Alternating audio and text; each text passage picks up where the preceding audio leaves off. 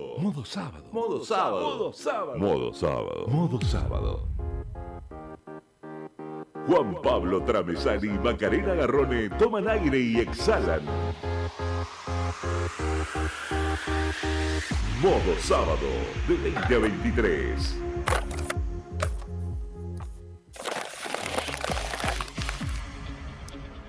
Libros. Y ya se los había presentado anteriormente, pero nos quedó tanto por hablar sobre este libro que se llama Crimen y Conflicto, escrito por Sandro Espinosa, que se hace sobre la contratapa del libro la hipótesis que él va desarrollando a lo largo de varias historias muy pero muy ágiles que nos dejan boquiabiertos y mucho más todavía a muchos peruanos que no se diferencian tanto de lo que sucede en estas tierras. ¿Fueron conflictos sociales los que hemos vivido en los últimos años o son organizaciones criminales que buscan llegar al poder? Bueno, en ese camino de doble vía entre la criminalización de la protesta y por el otro lado la realidad o el reclamo genuino de esa protesta y quienes la toman y hacen negocio con la protesta y con esta gente que a veces le cuesta la vida, ahí se desarrollan muchas de estas historias que Sandro Espinosa nos cuenta en Crimen y Conflicto, historias que son reales. Sandro, buenas noches, ¿cómo estás vos? Muy buenas noches, Juan Pablo, gracias por la invitación. Bien, la otra vez habíamos llegado hasta el tema del narcotráfico y que vos decías que el narcotráfico estaba detrás de muchas de las acciones y a veces disimulado bajo un reclamo que podría ser auténtico, necesario y hasta justo, ¿no? Sí, no solo el narcotráfico en mi país, sobre todo, sino la minería ilegal, ¿no? La minería Ajá. impulsa este tema. Mm. Es uno de los actores que tienen intereses perversos, ¿no? En lo que nosotros conocemos como conflictos sociales, ¿no? O protestas. Sí. Eh, ¿Cómo ellos tienen- actúan? ¿Cómo actúan? financian la protesta ya sea con alimentos, vehículos para transportarlos, pagos Ujú. a los que van a activar la violencia, ¿no? Hacia las fuerzas del orden, ¿no? Sí.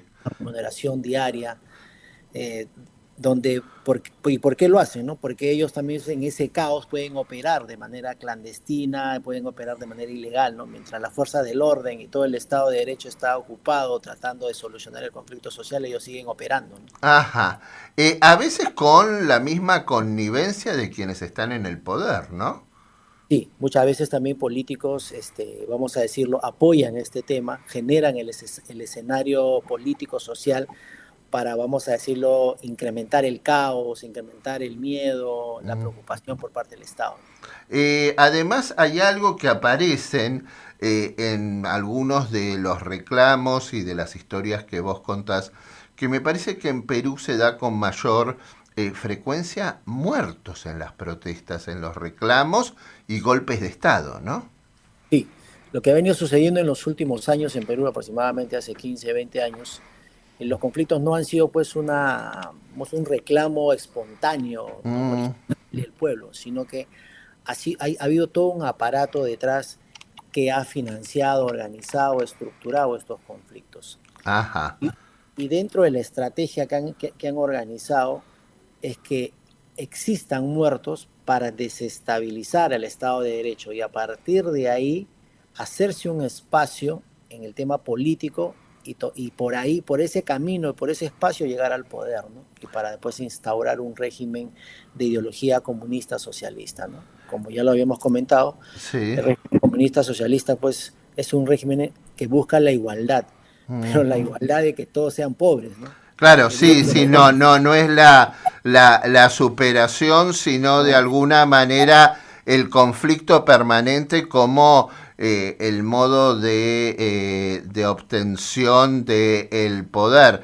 A mí lo que me sorprende en el caso de Perú es que más allá de todos estos levantamientos, derrocamientos, cantidad de presidentes presos, creo que hay 5 expresidentes detenidos, si no me equivoco. Por el otro lado, la economía mantiene cierta estabilidad. ¿Qué pasa en el medio? Porque la Argentina no derrocamos presidentes tan fácilmente, y además ha sido muy angustiante, muy triste cuando esto sucedió, y hubo vidas de por medio, pero hay una economía que también estalla permanentemente y el conflicto social sale a la calle todo el tiempo porque la gente no llega a fin de mes, ¿no? Sí. Lo que ha pasado en el Perú es un fenómeno, vamos a decirlo, sui generis, ¿no? Mm, A SBS, la Superintendencia de Banco y Seguros y el Banco Central de Reserva lo lidera Julio Velarde, ¿no? mm, Vamos a decir, un economista muy reconocido, muy famoso en el Perú sí. y también en el mundo. Entonces, él no ha permitido la injerencia política en estas instituciones que, vamos a decirlo, manejan la economía del país, ¿no? Mm, Vamos a decirlo, de una u otra manera, pues la clase política, tanto de izquierda como de derecha, han, vamos a decirlo, se han puesto de acuerdo tácitamente, ¿no? Porque no había un mm. acuerdo para eso, ¿no? Y han permitido y han dejado de que esa institución, tanto la SBS como el Banco Central de Reserva, sobre todo el Banco Central de Reserva, sea liderada por Julio Velarde, ¿no? Sí. Y él ha manejado y ha gestionado bien la economía de los últimos 30 años, vamos a decir. Él permanece más allá de todas las crisis políticas. Sí, él permanece en esa posición y no solo permanece, vamos a decirlo, por su capacidad, sino que hace que toda la nómina del Banco Central de Reserva sean realmente técnicos, ¿no? Mm, Hay mucha meritocracia en ese tema. claro. ¿Y qué pasa con el ciudadano medio? El ciudadano medio llega a fin de mes, puede vivir holgadamente. ¿Qué pasa con la economía de todos los días sin registrar altos índices de inflación? ¿Estamos hablando de un peruano más enriquecido o más empobrecido? No, a lo largo de los últimos años realmente sí ha disminuido la pobreza, ¿no? Ha disminuido sustancialmente, ¿no? Ujú, Por lo que acabas de mencionar, ¿no? Hemos mantenido una economía estable, una moneda sólida, y sí. sí se ha sostenido vamos a decirlo, la clase media se ha incrementado, vamos a decirlo, ¿no? Ujú. ¿Qué pasa con el tema de la minería que vos decís que también es una fuente de ingresos importantísimo por un lado y donde parecieran ir muchos de nuestros países? En el caso de la Argentina hay muchas esperanzas puestas en Vaca Muerta, en las reservas de litio, en cantidad de cuestiones, y por el otro lado la protesta social. Sí, efectivamente, y es como que sucede lo mismo en casi toda la región, ¿no? Mm, Pero la minería, de una otra manera, es uno de los motores económicos en nuestro país, ¿no? sí. Si bien es cierto, han habido muchos conflictos y no han permitido que muchas mineras operen, eh, pero también tenemos otras mineras que sí están operando y que permiten que la economía se mantenga estable, ¿no? A lo Mm, largo del mm, tiempo, ¿no? Estamos ahorita esperando que Tía María se active, un proyecto que tiene parado 15 años por los conflictos sociales, entre comillas, sí. pero que hace un par de años obtuvo la licencia de construcción y que yo lo menciono en el libro, ¿no? Mm. Simplemente están esperando, vamos a decirlo, el gobierno idóneo, la administración idónea para que ellos inicien operaciones, ¿no?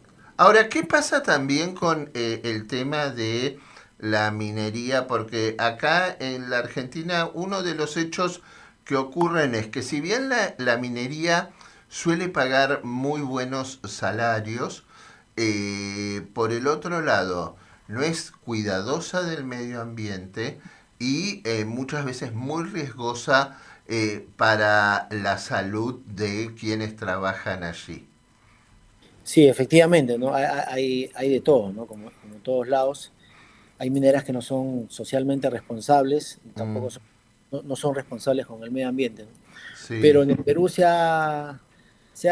vamos a decirlo, se han maximizado los controles para eso, ¿no? Mm, Se ha maximizado estado y cada vez es mejor el cuidado del medio ambiente, cada vez es mucho mejor, vamos a decirlo, la responsabilidad social que tienen las mineras, ¿no? Por eso es que de una u otra manera la minería en el Perú se ha seguido desarrollando, ¿no? Claro, y ganan buenos salarios para Y gente bueno, que no los ganaría en otro ámbito y a no, veces con muy bajos niveles de capacitación, ¿no? exacto, es correcto.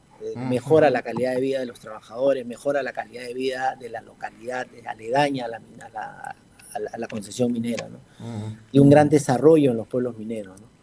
De todas estas historias, que son varias y que son muy atractivas y muy gancheras, ¿cuál fue la que más te movilizó, la que significó para vos el mayor desgarro, el mayor dolor o la mayor preocupación? Como te decía, en nuestro país al menos los conflictos sociales siempre terminan en muertes, ¿no? Mm, 3, 4, 6, 8, 10, siempre sí, terminan en muertos. Lo que sí me preocupó y me desgarró, como dices tú, es que existe un grupo de ex Sendero Luminoso y MRTA mm, que han cambiado la fachada y operan a través de redes sociales captando a los jóvenes entre 17 y 22 años acá lo llamamos conos o lo llamamos urbe, ¿no? En los sí, pueblos jóvenes lo llamamos. A mm, través del arte, vale decir la danza, el graffiti, ajá, la, la- la- la- la- la lectura, etcétera, los captan. Y sí, una vez que los captan, comienzan a meterle esta ideología a estos jóvenes, ¿no? Con un ujú. lenguaje dirigido hacia ellos. De esa masa que ellos obtienen, ¿Un lenguaje de qué tipo? ¿Un lenguaje basado en el conflicto, basado en otras cuestiones, por ejemplo, como la ideología de género? ¿Qué cuestiones? baseado en eso, en la ideología de género, en el lenguaje X, Y, Z que los jóvenes de esta generación utilizan. Mm, Y a partir de que ya captan este grupo de jóvenes, los separan a jóvenes con cierto perfil, ¿no? De familias disociales, violentas, mm, para que ellos sí ya los, vamos a decirlo, los instruyan, los capaciten y sean quienes gatillen la violencia, mm, quienes generen los primeros muertos, ya sea por una respuesta de la fuerza pública de acuerdo a la Comisión Internacional de Derechos Humanos, ¿no? El uso de la fuerza letal, o ya sea porque ellos mismos al momento de entrenarlos, de utilizar bombas molotov, armamentos caseros, etcétera, etcétera, ellos mismos terminan asesinando a estos jóvenes para que desestabilicen el Estado de Derecho, ¿no? ¿Qué Y les a partir qué les ofrecen a cambio? Es decir, ¿cómo los seducen? Más allá de ofrecerle este tipo de actividades. ¿Hay dinero de por medio? ¿Hay algún tipo de prebenda? ¿Hay acceso a algo? ¿Algún tipo de bien? no, más allá del, vamos a decirlo, del dinero, son captados bajo vamos a decirlo, algún tipo de habilidad que él pueda tener, ¿no? Y generan concursos, Mm, vamos a decir, los ONG, supuestamente ONG son las que les dan becas, les dan sí. un premio, y ahí los van perfilando, ¿no? Y de ahí ya ellos lo que hacen es meterle la ideología a la cabeza, ¿no? En el sentido de que pueden cambiar el mundo, o sea, Mm, a esa edad todos los adolescentes pues son revolucionarios, ¿no? Entonces los hacen parte de algo, ¿no? sí. ¿Ellos los entrenan en la utilización de armamentos? Sí, los entrenan en la utilización de armamentos, vamos a decirlo, en la preparación de armamentos artesanales, molotov, armas Ajá. caseras, etcétera, que utilizan en las protestas para agredir a la policía y con el único objetivo de que se genere uno o dos muertos, ¿no? Entonces acá, por ejemplo, hemos encontrado un patrón en el Perú, ¿no? Mm. Los últimos muertos de las protestas son jóvenes entre 17 y 22 años. Siempre se repite el mismo hecho, ¿no? Jóvenes entre ¿Qué 17 y dicen 22 los padres? ¿Qué pasa con esos padres? ¿No ven lo que está sucediendo? Los apartan de su hogar y les dan alojamiento en otro lugar? ¿Qué pasa en ese sentido? Son jóvenes que vienen de familias muy pobres, Mm, familias disfuncionales, por ejemplo, los sí, últimos, ¿no? Por ejemplo, este chico, Inti Bryan, uno de los dos, era del interior del país, había sí, emigrado a la ciudad capital, 17 años, vivía en un cuarto alquilado con una novia, sí. un chico pues prácticamente abandonado por su familia o por sus padres, ¿no? Que Mm, son, que son fácilmente captados por estas organizaciones, vamos a llamarlo, ¿no? sí. ¿Y cómo se sale de esto? ¿Qué se puede plantear como alternativo? ¿Y qué pasa con las otras instituciones? ¿Qué pasa con la escuela? ¿Qué pasa con la iglesia? ¿Qué pasa con los clubes, con los sindicatos? Sí, lo que ha pasado en Perú sobre todo es que no tenemos inteligencia hace más o menos 25 años, ¿no? Las inteligencias fueron desactivadas por los gobiernos de izquierda, caviares, y después se hicieron llamar liberales. Desactivaron los sistemas de inteligencia en el Perú, ¿no? Ujú. Eh, Esto no permite de que el Estado reciba información para poder prevenir y adelantarse estos hechos o activar las instituciones del Estado o desde ahí generar una política de Estado, ¿no? Para proteger claro, al niño y al adolescente que no sean captados por estas organizaciones. sí. Ahora, por el otro lado, también la inteligencia generó lo que produjo Montesinos, ¿no? Y Fujimori, que lo mencionábamos la vez anterior. ¿Es esto de alguna manera lo que provocó y lo que generó esta reacción frente al tema de la inteligencia? Sí, es correcto. Satanizaron la inteligencia, Mm, no solo la satanizaron, sino que la desaparecieron. Entonces, acá claro. en Perú se volvió casi pues un delito, vamos a decirlo, o era algo que nadie podía, ni siquiera podía utilizar la palabra inteligencia, ¿no? Porque, Claro. Y por el otro lado, en general siempre existe la tentación de los partidos políticos a utilizarla a favor de ellos y para perseguir a los enemigos, ¿no? Es decir, o a los opositores. sí, es verdad. Mm, También ha sido mal utilizada la inteligencia, pero yo creo que con alguien que conoce y maneje bien el tema, eso no podría suceder, ¿no? Con los mecanismos y controles debidos, porque finalmente la inteligencia lo que busca es brindar información y los planes estratégicos para la seguridad nacional y el orden público. ujú. ¿Qué pasa con la iglesia en Perú y con todos estos conflictos sociales? ¿Cómo se comporta? ¿Cómo contiene? Sí, la iglesia siempre ha sido una suerte, vamos a decirlo, de moderador o ha hecho el papel, el rol de intermediar entre el conflicto y el Estado, ¿no? Siempre ha tenido un rol conciliador, ¿no? Pero Ujú. que lamentablemente quizás no ha logrado los frutos que se ha esperado, ¿no? Pero sí la iglesia trata de siempre ser el conciliador, ¿no? Mm. ¿Qué pasa también con el tema de los políticos y los jóvenes? Hay en el Perú también un descrédito respecto a la política tradicional y convencional por la corrupción, por cómo se han enriquecido, por no representar sus intereses. Sí, efectivamente, ya la población no cree en la política, Mm, está hastiada de la política y ha sucedido lo que tú acabas de mencionar, ¿no? O sea, la población se ha alejado de la política, ¿no? Muy sí, por el contrario, debió haberse involucrado más y esto debido pues a todos los actos de corrupción que hemos tenido después del gobierno de Fujimori, como tú lo mencionaste hace un instante, 5 presidentes presos, ¿no? Por sí, actos de corrupción sí. y lamentablemente pues vamos a decirlo, en el Perú ha sucedido algo, no sé si en otros países, sí, no sé si en Argentina, los partidos tradicionalistas han desaparecido. Sí, Lo que hay ahora son partidos creados para ser vehículos para llegar al poder, ¿no? sí, Simplemente eso. claro. Y en esto que vos decías, a mí lo que me sorprende, sí, es cómo logran que la justicia intervenga y que de algún modo los expresidentes terminen presos. En la Argentina no termina preso nadie, ¿sí? Sí, el sistema de justicia en algún momento fue secuestrado, más o menos entre el año 2001 y 2015. Mm, Pero poco a poco el sistema de justicia fue retomando su autonomía, ¿no? Y eso ha permitido que exista esto en el Perú, ¿no? Que muchos presidentes terminen presos, ¿no? mm. Sí. Sandro, por último preguntarte, ¿qué se puede hacer? ¿Cómo se cambia esto?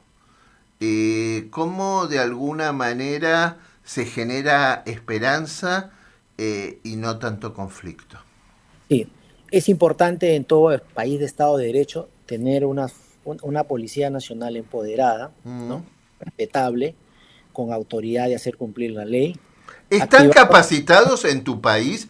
Porque acá una de las grandes dificultades que encontramos con la policía muchas veces es la escasa capacitación y la tentación a la corrupción es muy grande y los salarios en muchos casos no acompañan. Entonces, aquel que forma parte de la fuerza está ahí nomás de poder estar del otro lado, ¿no? Sí, efectivamente, y eso lo saben los políticos, por eso es que a lo largo de los años su estrategia ha sido debilitar, socavar, Mm, eh, mellar la moral de las policías de los diferentes estados o diferentes países, ¿no? Por eso sí, te decía, la solución es empoderar a la policía, tener un gran sistema de inteligencia, ¿no? sí. Y por último, devolverle o que el sistema de justicia sea Mm, totalmente autónomo, que no tenga ningún tipo de injerencia política. O sea, lamentablemente en mi país, por ejemplo, el sistema de justicia de una u otra manera es nombrado por el Congreso, ¿no? Porque el Congreso claro. es el que nombra la Junta Nacional de Justicia, antes llamado Consejo Nacional de Magistratura, y estos a su vez nombran a los jueces y fiscales. Mm, Hay una injerencia política ahí.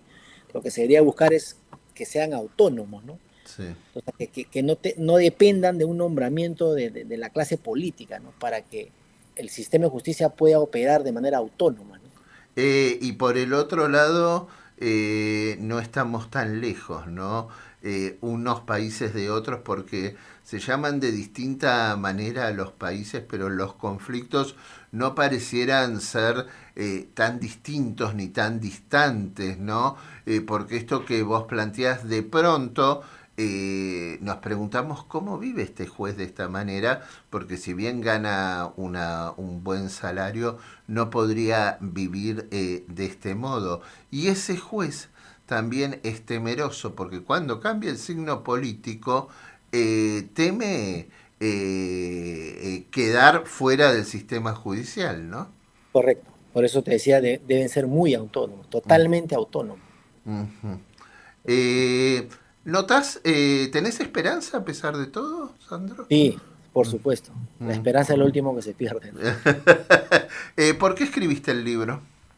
Quería compartir información, quería dar otra mirada, ¿no? A mi país, a mis compatriotas, porque muchos de ellos han sido inducidos, ¿no? A estas marchas y protestas y sin saber, vamos a decirlo, ni siquiera la motivación por la cual iban a estas marchas y protestas eran parte de un plan, gran plan que generaban muertos, ¿no? Jóvenes y otros, y desestabilizaban al país, ¿no?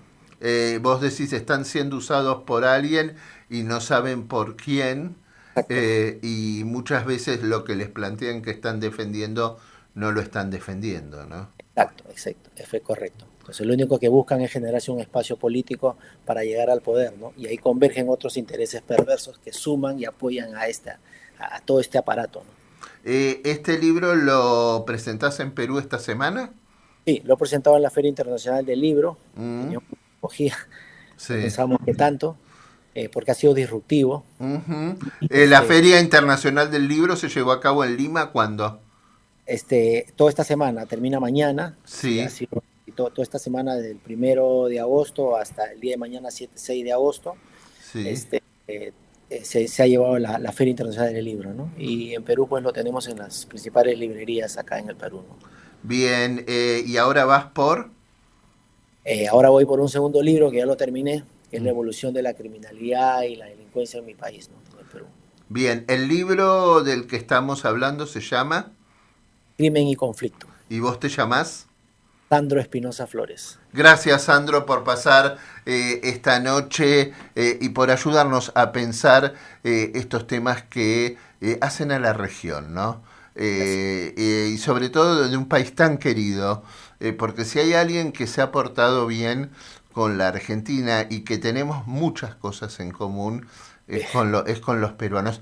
Hasta hablamos parecido, y siempre y nunca vamos a olvidar el modo en que se comportaron en la guerra de Malvinas con nosotros. Muchísimas gracias por esa deferencia y esa reciprocidad, ¿no? Gracias, Pablo, por la invitación. Que tengas una muy buena noche.